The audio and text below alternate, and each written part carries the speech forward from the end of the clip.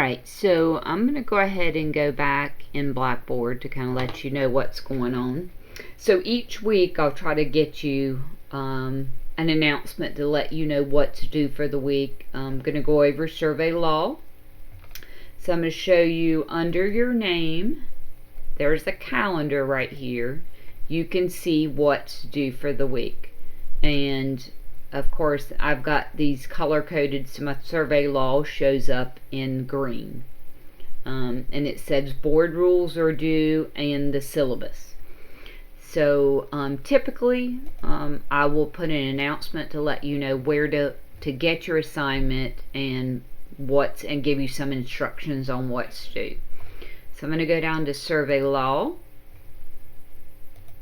and I'll add an assignment weekly and tell you where to get the assignment, which module it's in. So right now you can see the whole 16 weeks. Usually they're going to be 2-week modules, so don't get overwhelmed. We're going to take this in small pieces. So for the first week, I have you an orientation activity, and I'll tell you to take the syllabus quiz, and I think everybody's got the syllabus quiz done. Alright, so we're going to go in Module 1.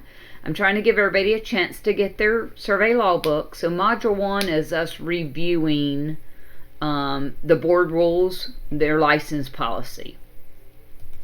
Now, if you're going to sit for your examination, you're going to have to pass a sample exam, kind of like what I've got for you in here. To make sure you have to have an 80 or better, or you don't even get to sit for the examination. So I'm just wanting you guys to be able to look at the policies, download them, and know where to find the information. So here's your first assignment. I've made the document up, so I'm going to download it. Now here's the web link we're going to go to, and we want to look in chapter 56, and we want to look in the 89C. So I'm going to download this.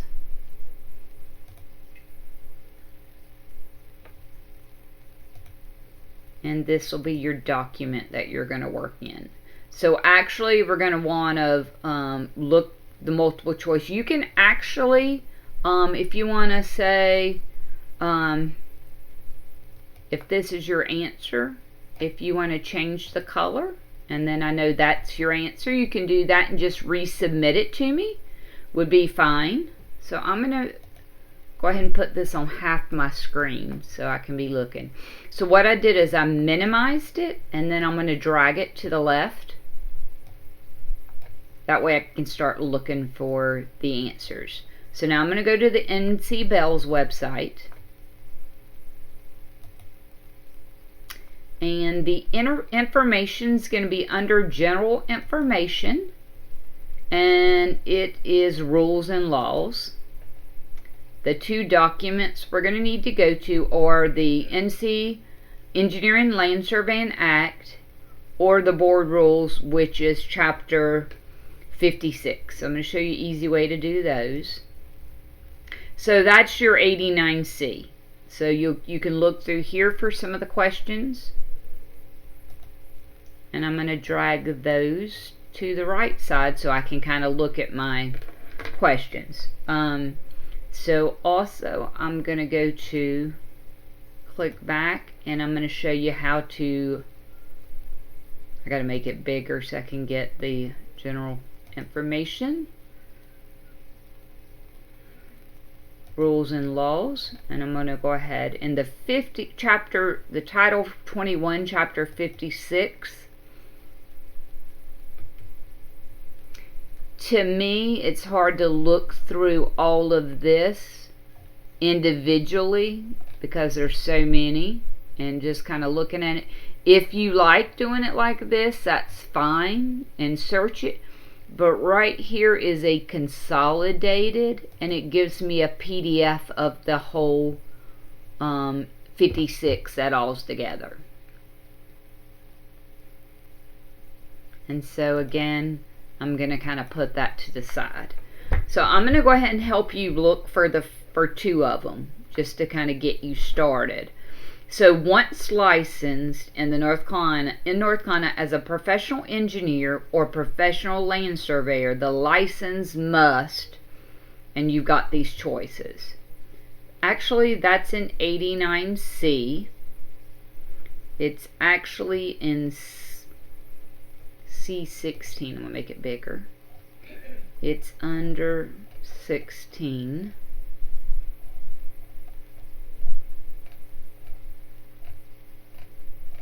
And it's actually in C. Each license shall upon licensure attain a seal of design authorized by the board bearing the license name, their license number, and saying that you're a professional engineer or land surveyor. So we've got to get a seal. It has to be a stamp seal or like a crimper. So upon getting your license, you will immediately get a stamp seal, rubber seal, and a crimper. That's due. It'll have your name, it'll have your license number, and it'll have that you're a professional land surveyor or professional engineer. So that would be the answer right here for number 3. Now, once licensed, the licensure must renew the certificate of license. That one's later on, but I want to show you another one that I think gets some people, is expiration and renewals. So here's a lot of the information. Certificates for license and business engaged in surveying shall expire the last day of the month in June, following their insurance or renewal. Now that's a licensure of a corporation and a business. That does not mean me as a licensed land surveyor or somebody as a licensed engineer. All other certificates will expire the last day of the month of December. So December 31st is where the engineer and the surveyor's license expire. So typically in December I'm doing all my continuing ed, and I've got to pay my $75 fee to be able to get my license. It does not count as late until after 30 days, but you've got to get all your continuing ed done ahead of time.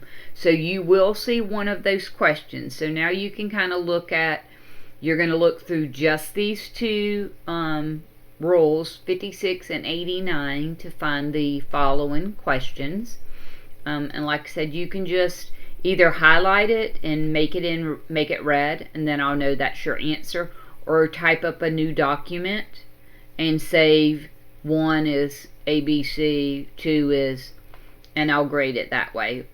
So whatever works for you will be the way that you'll submit it. So once you're done, save it and submit that in the link.